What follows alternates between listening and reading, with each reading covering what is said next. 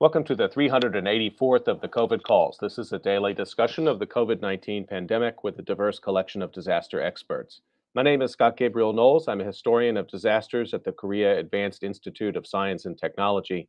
I'm coming to you live from Daejeon, South Korea. Today, I welcome Dr. Marjorie Roberts, COVID-19 survivor, long COVID activist, and life coach. Just a reminder, you can usually catch COVID Calls live on weekdays at 6 p.m. Eastern Time. Just go to the COVID Calls YouTube channel to watch. You can hear COVID Calls anytime, recorded as podcasts on Spotify, iTunes, Podbean, or anywhere you get podcasts. You can also keep up with COVID Calls via Twitter using the handle @US of Disaster or @COVID Calls. Please help spread the word and send suggestions for future guests and future topics. And as always, please feel free to suggest yourself as a future guest. I'm very happy to be back with you after a few days off around the Thanksgiving holiday and into this week. Thanks, of course, to the tireless efforts of Bucky Stanton and Hyuna Kim and Shivani Patel. We have exciting conversations on COVID Calls going for the rest of the month and into the new year. As of today, December 6, 2021, there are 5,258,157 deaths globally from COVID-19. That's according to the Johns Hopkins University Coronavirus Resource Center. I've been reading an obituary or a story of advocacy for those impacted by the pandemic, and I'd like to continue that now. The headline, "Until Vaccine Inequity is Addressed, None of Us is Safe." This appeared in the Korean newspaper, the Hankyoreh, November 30th. 2021. The world is under attack from Omicron, the 13th major variant of the COVID-19 virus, and the fifth to be designated as a variant of concern by the World Health Organization. While Korea and other countries have hurried to place travel restrictions on the country where Omicron was discovered and its neighbors, the variant had already spread to 13 countries in 5 continents as of last week, not even 3 weeks since it was first reported on November 11th. The variant's rapid transmission means it's probably only a matter of time before it spreads around the entire world. This is a fresh and vivid reminder of the immense difficulty of responding to a global pandemic at the level of individual countries. Just as with other viral variants, Omicron first appeared in a low-income country, Botswana, in Southern Africa. Low-income countries have less access to COVID-19 vaccines. While high-income countries have reached a full vaccination rate of more than 60% and are already moving on to booster shots, the full vaccination rate in the entirety of Africa has barely reached 7%. The partial vaccination rate, which includes those who've only received one vaccine dose, isn't much higher, at 11%. The WHO and other groups have warned for some time now that these largely unvaccinated, low-income countries are breeding grounds for viral variants and will become the epicenter of the global COVID-19 crisis. In that sense, it's no exaggeration to say that the Omicron crisis is the result of disregarding vaccine inequity. This crisis is due to major countries' overemphasis on their economic interests and their selfish hoarding of vaccines in the face of something that not only appeals to our sense of universal togetherness, but could also endanger us all, wealthy or otherwise, at any time. This past September, the top health officials of G20 member countries signed the Rome Pact that called for developing countries to receive a fair supply of COVID-19 vaccines. But such declarations of vaccine equity are belied by the fact that vaccines supplied through the COVAX facility, a collective vaccine purchasing project for developing countries, haven't even reached 70% of its goal. Global stock markets have been rattled by Omicron, even as the stocks of Pfizer and other vaccine makers have spiked. That's an example of how untrammeled economic logic can backfire on the economy, as well as how pharmaceutical firms' monopoly on profit can clash with the interests of the economic ecosystem as a whole. People around the world have called for temporarily suspending patents on COVID-19 vaccines. In July of 2020, South Korean President Moon Jae-in and 7 other world leaders ran an opinion piece in the Washington Post that began with the message, "None of us is safe until all of us are safe." The time has come for our leaders to put words into action with bold decision making. An opinion piece from last week regarding vaccine inequity in the South Korean newspaper, the Hankyoreh.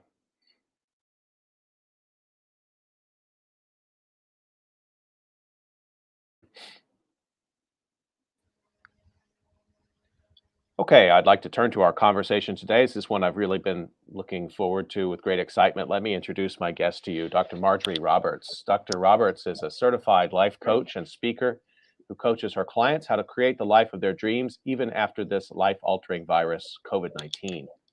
Living through this illness and learning to navigate life differently, she has a real time experience with what her clients deal with daily. Dr. Marjorie's dynamic and authentic coaching style creates trust, motivates, and moves people toward positive change with actionable results.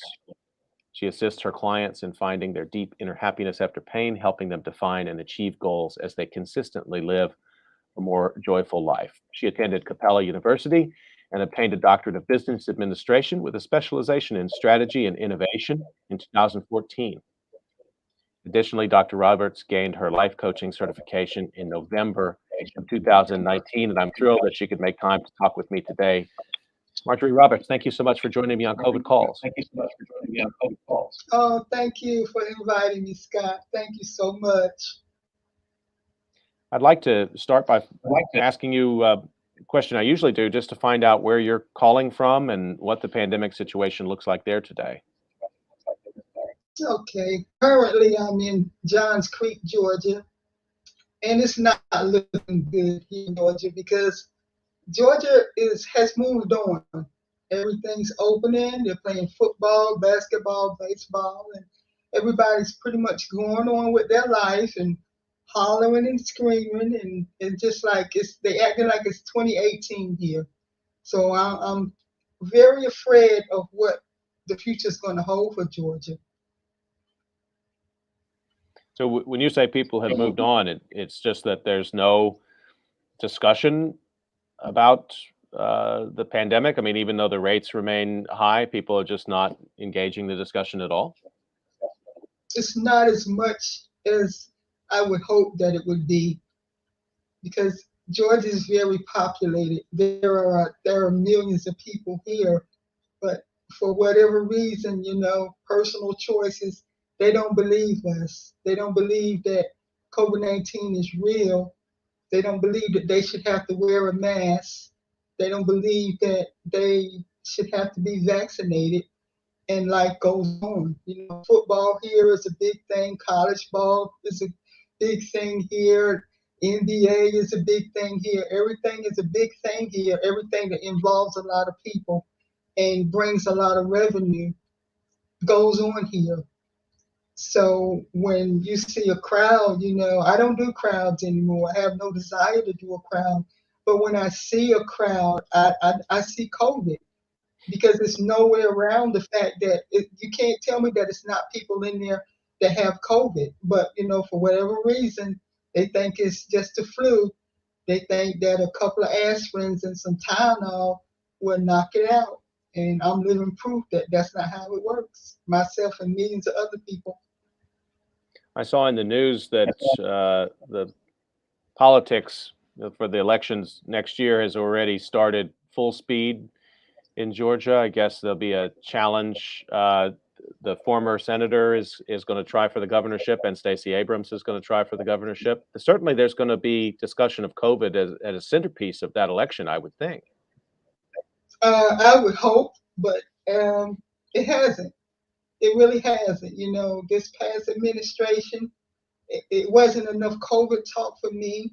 A lot of people here in this area that had platforms that could have used it, to help get the word out, they chose not to. So, everybody, they're throwing their head into the race and they're off to the races, and I'm still waiting. I just want to see who's going to say anything, who's going to invite COVID-19 long haulers to the table, who's going to address the fact that we are suffering. There are a lot of people here who lost their job. There are a lot of people here who have lost their homes. There are a lot of people here who can't pay their bills. And even with this the race for the mayor this last couple of weeks ago, I kept waiting. I kept waiting patiently to see who was going to mention us, who was going to say, and neither one of them, nobody said anything about us. So I can only hope that that whoever will invite us to the table, ask us, engage us to see what it is, and let the truth be told. Because like I say, we suffering here. We are suffering. Let's go back to March of 2020, if we could. Would you mind sharing your COVID experience? I was at work. I contracted COVID-19. I was managing a gift shop in the hospital. I had taken that job because I wanted to. I was in the business, getting ready to launch my own business, and I wanted to get a website and everything built. So I took this job in December of 2019, managing the gift shop in the hospital. And the first couple of weeks of March, COVID was just coming to the forefront. So I was going to the town hall meetings every day that the hospital was holding. I was going there and listening and taking notes and trying to take back to this company that I was working for. But again, it comes down to the dollar. It was coming down to the bottom line, and they didn't want to hear that. So as a result of that, somebody came in that gift shop and made me sick. Somebody came in there, I don't know who. To this day, I don't know. I don't, because it was busy. It was high traffic. So on March the 17th, the hospital made them close the gift shop down. Told me to lock the door and get out of here. Get out, go, because COVID was coming. And that following week, that Thursday, I was fine. I woke up that morning. It was a normal day for me. I had been in the house since that week because I knew not to go anywhere or do anything. And I was coming back from the mailbox in my complex, and I lost my balance. And I didn't think any other thing about it. I didn't think it was COVID because I thought I had done everything to protect myself. And by the time the sun went down that night, my life had forever changed because COVID was in me. It had rolled. It was coming out. It was manifesting itself, and it was kicking my butt.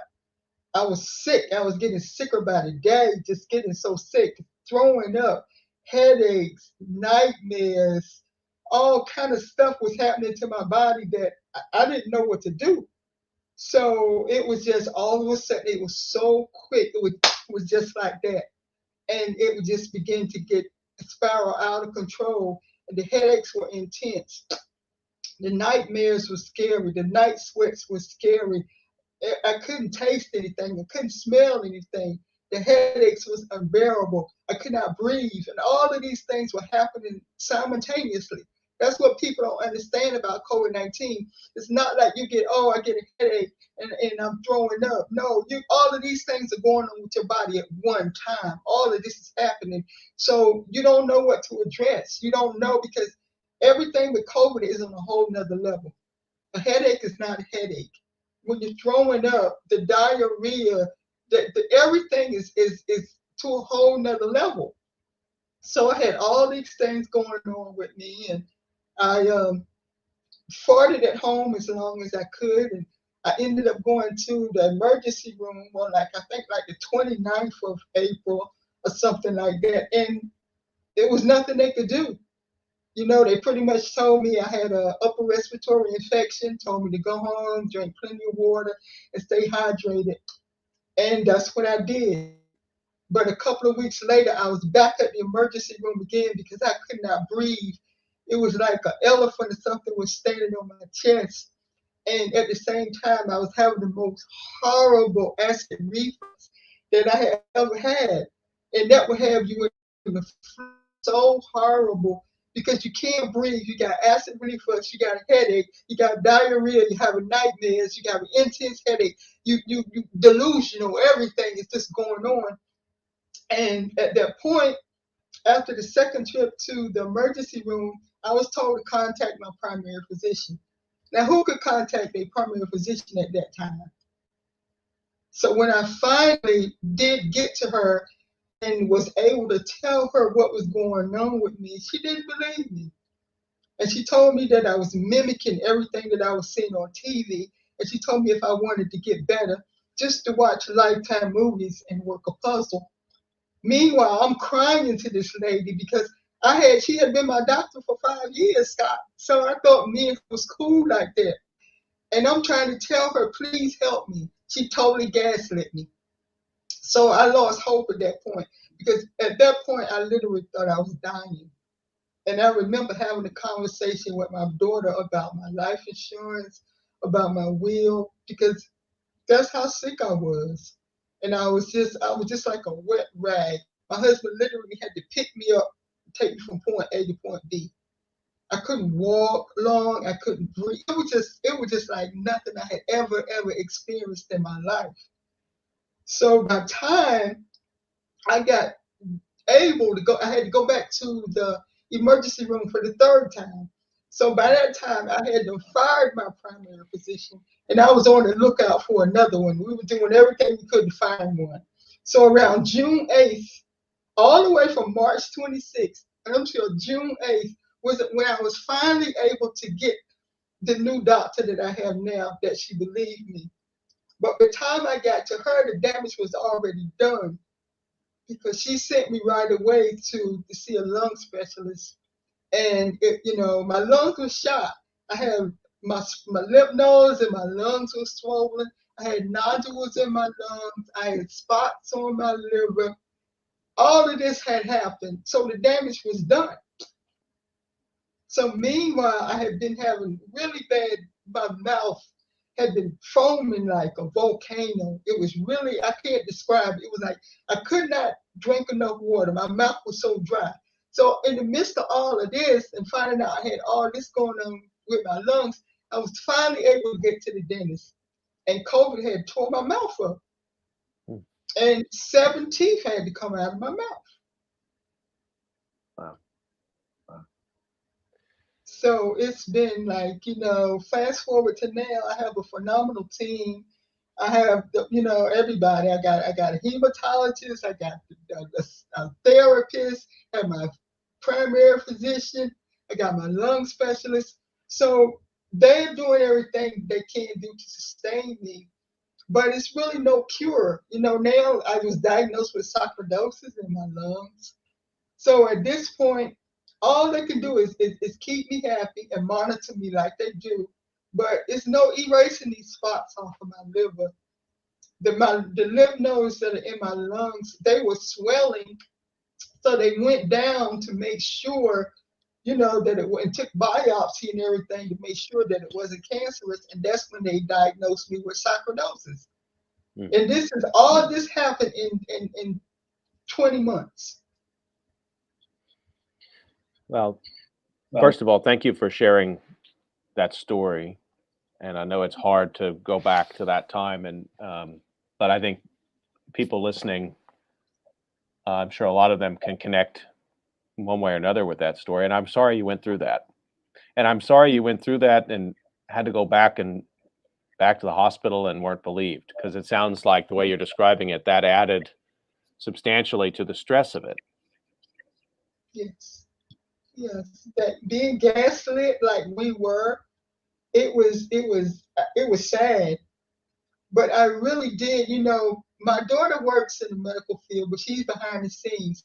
So while that was going on, I did somewhat understand, nobody knew.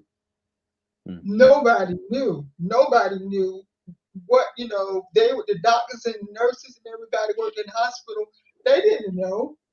They had an idea that, what, but they really didn't know. So I do think that if my doctor, my primary physician, had not gaslit me and had believed me, it might would have made a little bit of difference. But because she hung me out to dry, all those COVID was able to do all those things to my body. But I'm in a good spot now with the medical community, even though now I see what's going on with them. But when I look back to April and May and June of 2020, there were certain individuals in power that could have helped us.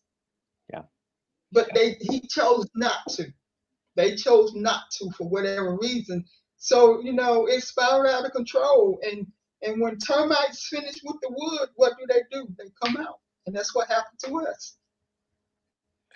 The end of life conversation that you describe having with family members, Mm-hmm. I can only imagine how difficult that must have been. Can you say a little bit more about how family kind of pulled together at that time? Yes. Well, I am the youngest of my siblings. I am 61 years old, and my oldest sister is 82 years old, and it's four. It's so, and I have so it's. I'm the youngest, and then I have the oldest, and it's three in the middle. So, and my daughter, I gave birth to my very best friend. She's my only child. So I had to have that conversation with her because I had no choice. And as far as my older siblings was concerned, they couldn't get to me because two of them are in North Carolina and the other two are still in Philadelphia. And they couldn't get to me. I'm the youngest and they always been able to get to me.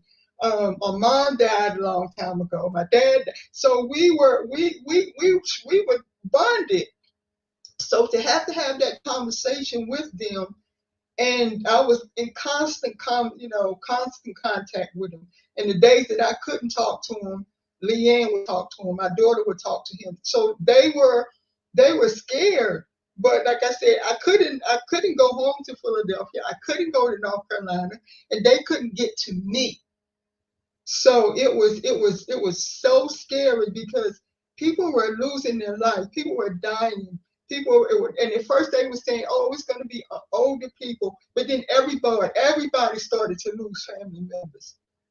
So they were scared. I was scared. My husband had to work because he's a director of dining services in a senior living facility, but he was in one of the best ones because they were testing them and they were doing everything that they could do to protect the staff and the people that lived. So it was just a lot of stuff going on. But my family, we love on each other. We're no better than everybody else because everybody's family has trauma. But for my older sisters to not be able to get to me, and then one of them, the one that lives in North Carolina, she was determined to see me.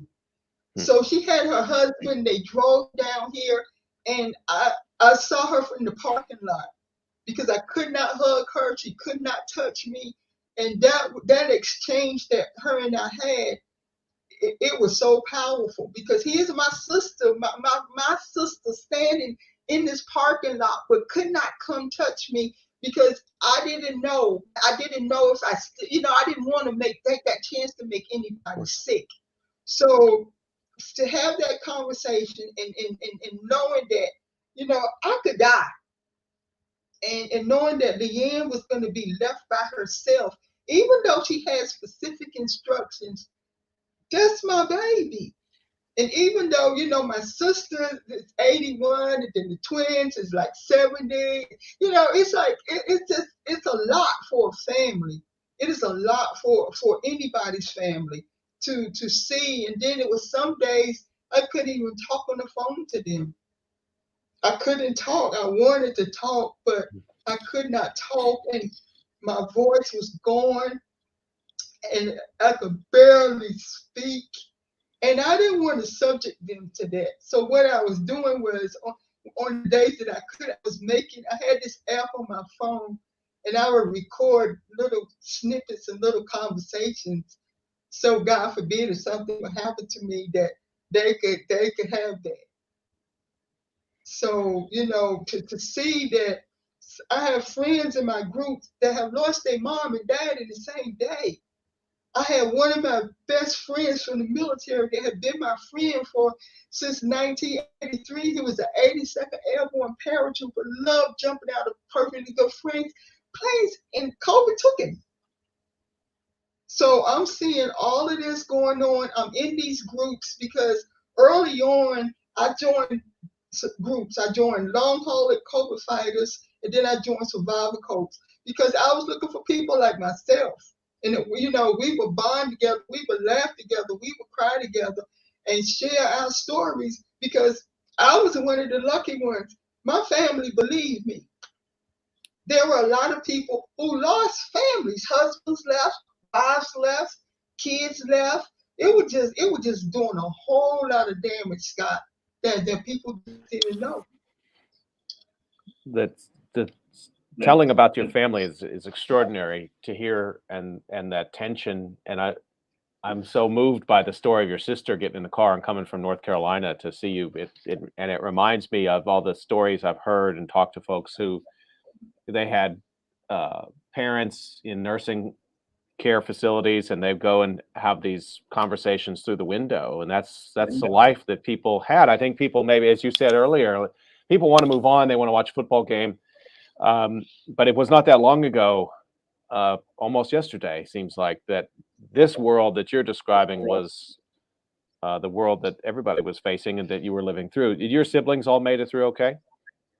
Yes, I was the only one that contracted COVID out of my immediate family. I'm so thankful for that because I can't imagine my 81-year-old sister going through what I went through, and I couldn't imagine I don't wish that on anybody. So yeah, I don't want to I don't want to see anybody get it. But then every day I got to look at people tell me shut up, tell me I'm faking, tell me I'm a hoax, tell me I made all this stuff up, and it's like I don't need attention. That's a heck of a way to get attention, losing 7 teeth out the front of your mouth, or walking Well, around every day with an oxygen meter, making sure that your oxygen level doesn't drop, or making sure that there's some of my friends who take 7 and 8 and 9 medications every day, 10, 15 medications, a medication to do this and a medication to do that, and but we all lying, we making this up. My friend, her mom and dad died in a nursing home in Pennsylvania. Her dad died, her mom died. They died within a couple of days of each other. But this is all in our head. This is a figure of our imagination. I can walk 5 blocks. That's all I can walk now. Is 5 blocks by myself. I can't venture out. I don't go far. I don't go out. Like I said, if I go out, I'm masked up all the way. I'm masked up, masked down. I'm constantly doing hand sanitizers because the level of trust for people is gone. Because right. now people are lying and say they got vaccinated and they didn't. So you don't know anymore. So I just avoid everybody.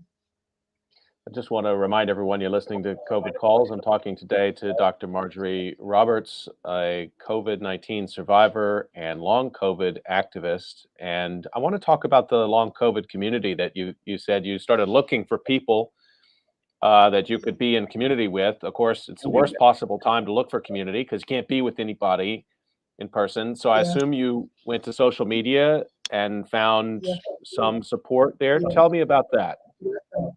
I did. Those groups saved my life because early on, Amy Watson in Oregon, she started COVID-19 long haulers, and Diana Barrett in New York, she started Survivor Corps. And those were two of the first groups that I joined, and that we supported each other. And like I said, they saved my life. And later on, more groups started to come up, and I began to join more groups, and I just began to meet so many people that were like myself, and we bonded, and we still bond. We got friendships for life. So those groups early on, because like I said, I caught COVID in March, so I joined those groups in like April or May, and I don't know what I would have done without Amy and Diana early on in this thing. I really don't know, because they became my friends, and they helped me find my voice, and then I began to speak to other people in the group, because when I got my life coaching certification, I never thought it was going to be anything about any COVID. I got certified in November of 2019, and I always have had a Wow. passion for people. So I knew that, at the end of the day, I was going to leave business alone and go follow my dream. But it just so happened that even on my worst day in those groups, I was able to throw the lifeline to other people, and that's what we did. And the groups just kept growing, and they're still growing. And now, like I said, now even to this day, I'm still Survivors for Change is another phenomenal group that we're trying to make a change. So to see that, it's thousands and thousands of people in these groups, and we're getting new people every single day. Every single day. And so we have to form a bond. We got to have each other back because we've been let down. I hate to say it like that, but I'm no better than nobody else. But I really thought I did everything right. I really thought going to the military, buying a house, getting every degree, I really thought that all those things were going to make me a productive member of society. But as soon as COVID came and I could not work and I could not do anything and I couldn't contribute to society anymore, it all got snatched away. So when we're in these groups, we can share our truth and tell our stories, and we don't judge one another. We don't judge in one another because COVID-19 did not and does not discriminate. All of these degrees behind me did not stop COVID from taking everything from me.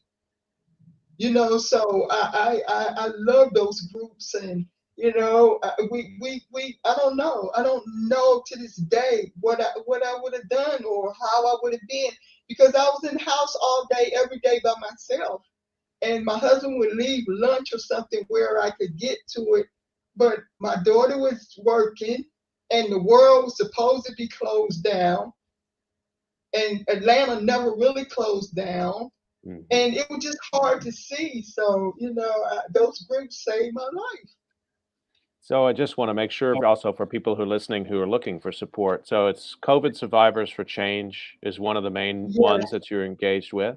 And yes. There's are there other ones COVID as well? Survivor for Change. Yes, there's Survivor Corps. There's COVID Survivors for Change. There's long haul COVID fighters. And we don't discriminate. We don't judge. We welcome anybody and everybody to come on in there, and just be your truth, stand in your truth, and own your story and tell your story. Because even though I might can't save everybody, every day I set a goal for myself to save one life. If I can just make difference and I can sleep good every night knowing that I have spoken to somebody, I have shared my truth with somebody, I have made a difference in somebody's life, and I have told it's okay to cry. At first I was getting beat. He's like, well, you're a doctor and you this and you that, and you shouldn't be talking like that, and you shouldn't be doing all the things. And what about your status? And really, really. So yeah. So anybody who's listening, please don't suffer in silence. You don't suffer in silence. Do not be embarrassed. Do not be humiliated because we didn't raise our hand and volunteer for COVID. It don't work like that. So we got to stick together, and we're here. And on Thursday nights, I facilitate a long hauler group. We meet every Thursday night on COVID Survivors for Change because it started out as a grief group. But it was so many people coming to the group like myself who were COVID-19 long haulers, and we grieve. We still grieving because our life is forever changed. There's no going back. I don't even know when or if I'll be able to fly on a plane again because I'm terrified that it'll be that one person on the plane that don't want to wear a mask. So, my daughter graduated from Drexel University back in the summer. I could not go. So, these groups I say all that to say, find a group, join a group, bond together. We laugh together, we cry together, we pray together, whatever it takes. But please don't suffer in silence. Please don't do that. Please don't let nobody tell you, don't say nothing. Say So something. the meetings so did that start pretty early? You were meeting on Facebook, I guess, and people were sharing, but then you also had like Zoom meetings, or how did you actually convene? Yes, I started with that group. We do Zoom meetings because It's people from all over the world. It's people from everywhere. And it started out, like I said, it started out as a grief group. And for me, I was learning, I was learning more advocacy work. You know, Chris Carter started that group, and he helped us find our voice. And they held workshops for us. They taught us so many things: how to talk to the media, what to say, not, how to get yourself together, how to carry yourself, and how to have your why. How to, have your why. How to, tell them your why. Tell them your question. There were just so many things that they taught us, and I just love that group because it's a whole variety of people from all walks of life. And like I said, on Thursday nights, we come together. We have a presentation. And then we break down into small groups. And then we have the long hauler group that I facilitate, and we do everything in that group. I make everybody come off mute. If you don't want to say anything, you just got to say hi, and then you can go back to quiet. If you need to curse that night, because whatever whatever you need to do that night in that space, we do it. And we do this every Thursday night. We do this every Thursday night, Zoom meetings. And sometimes, we have conversations outside of the group, because I let everybody know we can call each other, and that's what we do. Like I said, I don't have this thing figured out, but what I did figure out was I had to find a way to go. I could not heal myself physically, but mentally I'm in control of this thing.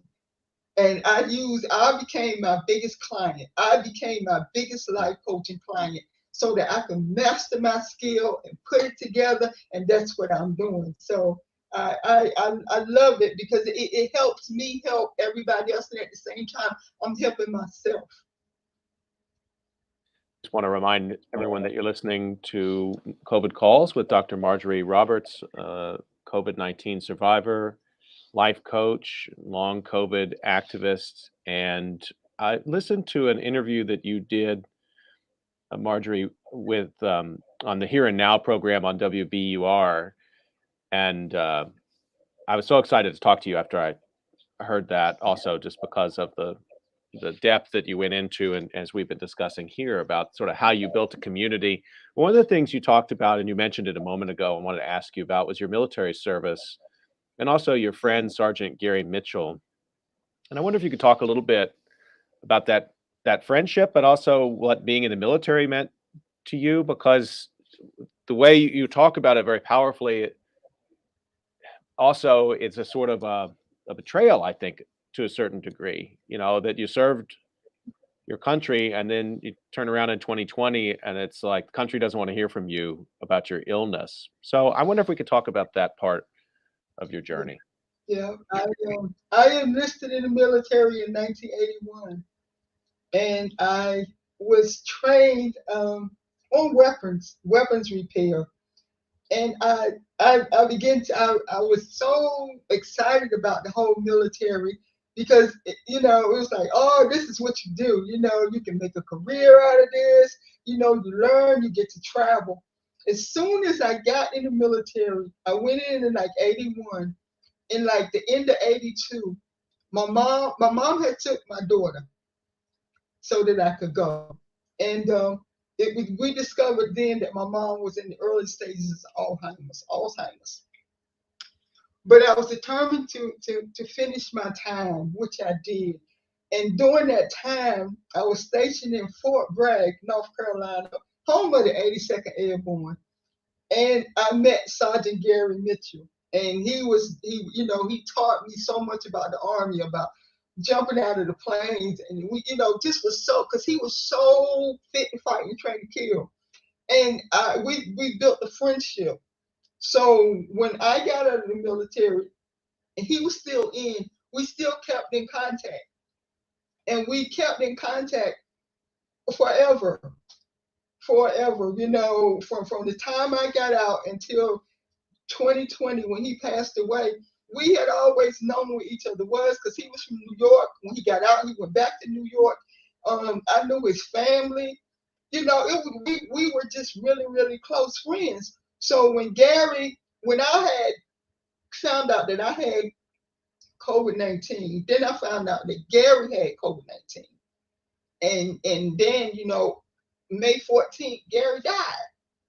So at that moment, then that really made me be like, oh my gosh, you know, my friend, my lifelong friend is going. I lost my friend to this horrible virus, and he was one in New York. So his family didn't get to say goodbye to him. So, you know, I'm taking all of this in, and at the same time, I'm still trying to heal myself mentally. So the whole military thing, it hurt because I know that I got an honorable discharge. I did, you know, some time. I did everything, and I know that he did everything because he was, you know, he was one of the ones that jumped into Grenada back in '83 when they took that island. This is how far we go back. So I know how much he loved the military, and I know how much he made me love the military. And I'm thinking, I can always count on the government. I can always, I'm a veteran. I got my DD 214, and I got this. So I'm thinking this is a tool in my toolkit. Meanwhile, I go to school for 9 straight years to get this doctorate. So you know, two things. I bought a house. So I'm thinking I have all these toolkits, everything. Again, I thought I did everything that society told me to do. And I really thought that all of this was rock solid because I had my DD 214 and I had served my country. Mm. So I always thought, you know, because it's like, oh, veterans get this and veterans get that. And again, I'm not saying that I'm better than anybody else. I just thought that I had set myself up for success. Right. So once COVID came, that DD 214 meant nothing because I caught COVID at 19 at work. And when I filed for unemployment from that job, I was denied unemployment from that job and told me quitting a job is not a good reason to quit because you got COVID-19. That's not a good reason. We say that's not a good reason. COVID-19 is not a good reason to quit your job. So there it goes. So what was I supposed to do? Because I'm like, wait, my DD 14 said I qualify for everything. I'm waiting. No, you get nothing. I could not get disability because I was told I could comb my hair, brush my teeth, and tie my shoe. So I'm not disabled enough to get anything there. So there's no unemployment. I can't get that.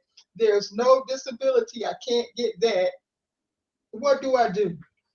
I can't work retail anymore. Thank God I have this life coaching business and a t-shirt line because that's what I have to do now. But to know that but to know that the government was there, they fought to give us $1,200. And for me, I had a problem with that because they pay $1,200 for a cigar. So what? So and I got denied. So what do I got? What do we do now? Well, so where do we go? What do we do? You know, we went from a 2-income guy to going on household to now a 1.5 because I'm thankful that I have my life coaching business and my clothing line, but that's all client based. So all those things that I've done and all those things, you know, Gary and all these people that fought for the military and all these veterans, we get nothing. Were you able to in terms of Veterans Administration, maybe you're able to turn to any kind of support from the VA or veteran support groups? No, nothing. No, because I have my primary doctor now, the one that I have, my team now, that are good. I have affordable health care. So I'm one of the lucky ones. I am one of the lucky ones because I do have that. And because they've been working with me and because, you know, they're my team and they have me to this point now, I'm finished knocking on doors because all the doors have been closed. So I might as well stay where I am now because I see what's happening to all the veterans all over the world. I see what's happening to them. So It's no door. It's no more doors to knock on now. The door there, that window of opportunity has been closed. And even though now I am a part of a team with the NIH with the Recover program, I know that they can't do anything for me. I want them to do the research. I want them to do the research to be able to help people, but it's not going to help me. But I sit in those meetings. I applaud those people that's on that team because that's a heck of a job that they have to do. Everybody thinks that it's a whole lot of money out there being poured into this and poured into that. That's not true because there's too many people that don't have medical insurance. There's people that don't have Medicaid. There's people that can't afford their medication. All of the programs that they had in place to help people pay their rent and mortgages are gone. So we out here, we out here on our own. So I don't know, I don't know, but I fight every day. I'm gonna continue to fight every day because I love my family and my family loves me. And I want to fight to see them. I want them to know that we were raised this way, and that's what I'm doing. So it's nothing out there for us. It's nothing out there for us. There's no money. There's nothing. I wonder if, when the new administration came in, and you talked last year, or you talked about the feeling about last year and the government sort of abandoning you. And I know many people in the United States, and not only in the United States, other countries in India and Brazil, other places where the government actually kind of went to war against COVID survivors to a certain degree, I think, belittling your experience, denying your experience. But then we got a new administration this year. Have you seen any difference at all in terms of resources you have access to, or even the sort of attitude of the government? Or do you feel that this goes beyond party? This is something that the government is not built well to deal with the kinds of issues you've been struggling with? I remember that night before he got inaugurated, and they did that event, and they were all standing over the Washington Monument area. They were all looking over the water. And I remember thinking it's healing in that water. That's our hope. I really had that feeling that it's about to be on, it's about to change. And now I realize that was just a mirage. It's nothing gonna come out of that because it's too many people, it's too much money involved, and they don't want to send the elevator back down. And they say that we can work.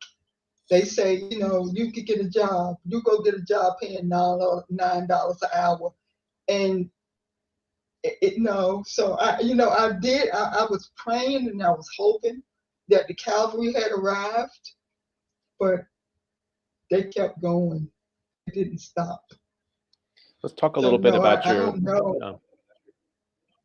I wanted to ask about the life coaching business. I can see after talking to you for 2 minutes, I can see why you're good at it and why people want to talk to you and open up to you. And you're wearing this shirt, and yet again I smile.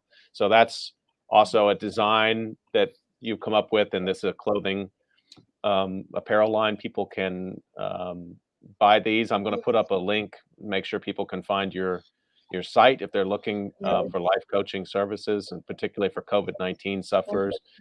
But I wonder, in terms of that as a business, what does it take to be successful? What are people looking for? We've talked about this a little bit in terms of social media, but I think for some people that's not enough, right? I mean, they're looking for something beyond just a once a week call.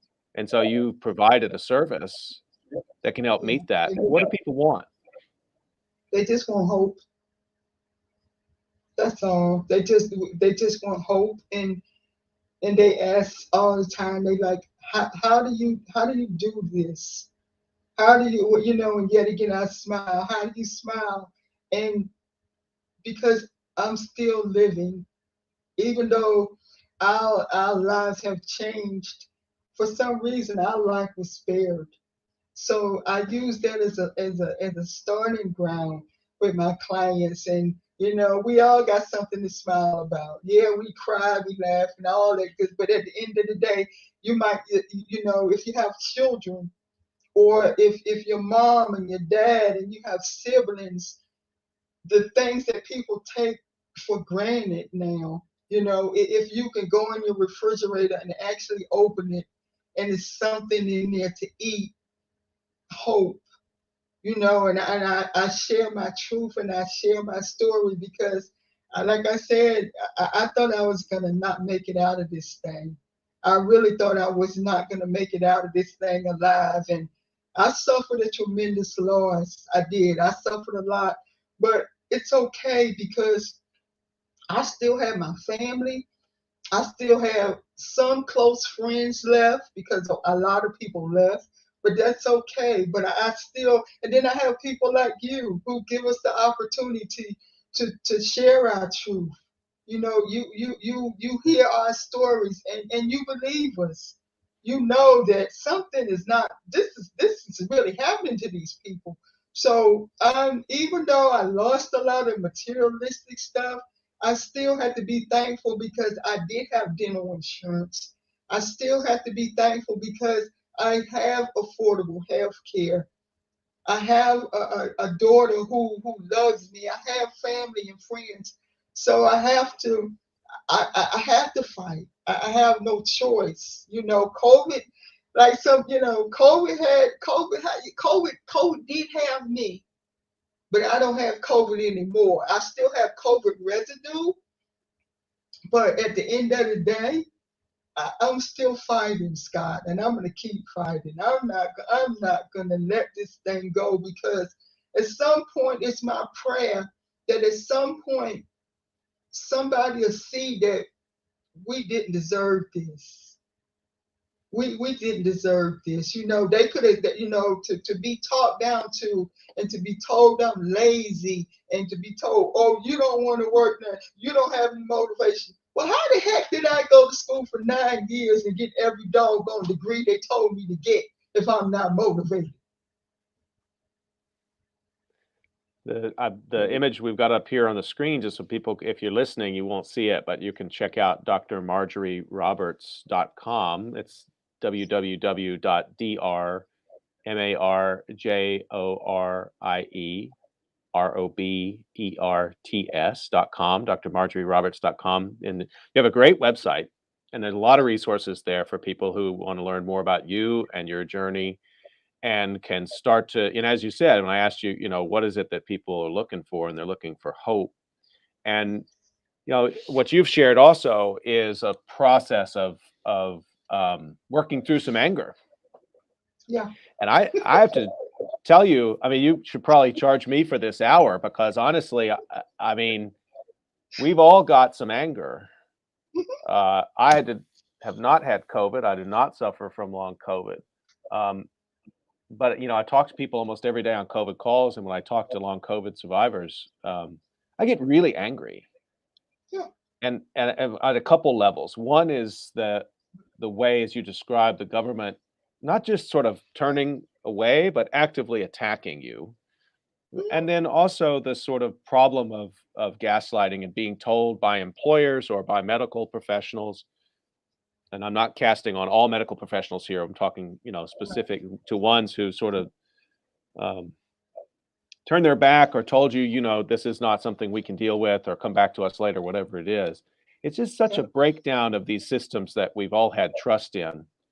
Um, and I think dealing with that anger is something we're all going to have to cope with. I Yeah. think, you know, that it's manifest itself in so many different ways that have resulted in violence in the United States that it's Yeah. made me very fearful that we actually have got to process this grief and this anger. We've got to do it pretty quickly. Yes. Yes, most definitely, because when you know, especially here in Georgia, it's already an angry atmosphere, and now you're gonna throw politics into this. It's gonna explode. It's gonna be, you know, it's gonna be, and now in 2022 when they get ready to elect whoever, it's gonna be ongoing. But because that money is that whole is so powerful, and they chose other stuff over us.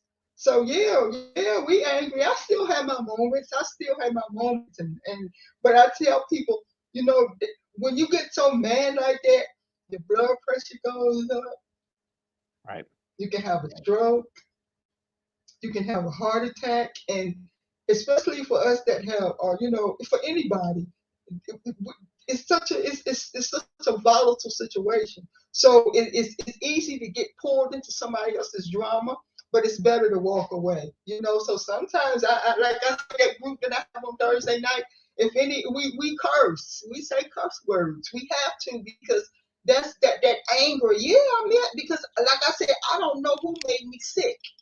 All I know is if the company that I had worked for had listened to me and read the information that the hospital was giving me and had shut that gift shop down maybe 2 weeks before they made them close it down, and not trying to then sell candy bars and potato chips to people, that Yeah. it would have saved my life. And then for me, I don't know who I might have given it to after I got it in the gift shop. It's just so many pieces. But yeah, I was angry, and some days I still have but I just pray it off. I have a prayer closet. I have a little talk with Jesus. Whatever I have to do to bring myself back down, because I don't want to trigger anything else. Yeah. With the Yeah. I don't know. I don't want to wake up anything else in my body. I don't want to do that. Yeah, so let's move on from that. And I didn't mean to take us there. I don't want I don't want to raise your blood pressure at all. So and we're just about out of time, but there's one other thing I wanted to get to in my discussion with Marjorie Roberts, which actually you've been talking about the future a lot, which I appreciate. Um, and I do, wonder how you think that these long COVID support groups, do you think they'll stay together? I mean, is this the basis of something that will go on for a period of time? Is this a kind of Yeah. new Yes. form of politics, a new form of group therapy? I mean, what are we seeing emerge here, Marjorie? This is our new normal. This is normal for us, because it's so many things that trigger people. So the groups can't go anywhere because COVID is not going anywhere. So as long as COVID is around, these groups are going to be around, and these groups are going to be around for a long time, because it's new people every week. It's new people every week, because I'm approaching my 21st month. You have people who are 6 weeks into this thing, 7 weeks into this thing. So, where I am now, they soon will be. So these groups can't go anywhere. They can't, because they're needed. Everybody can't afford a therapist. Everybody can't afford that. So, those groups are not that you get the medical attention or whatever. I'm not saying that, but it does give people out. It does give people, teach people to learn their voice. And it does give people, to see that I'm not alone, that I'm not crazy. Want to remind everyone you've been listening to COVID Calls, and you can usually catch COVID Calls live at 6 p.m. Eastern Time. Please join me tomorrow at 6 p.m. Eastern Time for my discussion with Martha Greenwald, who's the founding director and curator of the Who We Lost project, and she's also a poet. So we'll be talking about that project, that memorial project, and we'll be hearing some poetry tomorrow from Martha Greenwald. So please do join me for that. And just a special thanks to my guest today, Dr. Marjorie Roberts. And you can find her life coaching services and more about her at her website, drmarjorieroberts.com. And Marjorie, thanks for making time for this conversation. It meant a lot to me, and I know to others who are listening. And thanks for what you're doing. Thank you. You take care. Stay safe. Stay healthy, everybody. We'll see you tomorrow at 6 p.m. on COVID Calls.